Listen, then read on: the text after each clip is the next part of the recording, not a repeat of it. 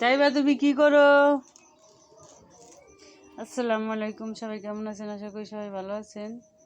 কিন্তু আমার মেয়েটার অবস্থা কি, ওর কাপড় চোপড় কোনো কিছুই নাই। ও বলে যে আমার আম্মু আমাকে কোনো কিছুই দেয় না। আমার আম্মু সবসময় চক নিয়ে ব্যস্ত থাকে, পেঁয়াজ রসুন নিয়ে ব্যস্ত থাকে, আর কোনো কিছু দেয় না। এই যে আমার মেয়ে আমার জন্য ভর্তা ভাত রান্না করে থুইছে, আর ডাউল, আর হচ্ছে এইসবই এখন খাবো। কি করব, তাছাড়া আর কিচ্ছু করার নাই। সকালে ডিম রান্না করে থুয়ে গেছিলাম আমি, এইগুলোই খাইতে হবে। কি করব, কিচ্ছু করার নাই।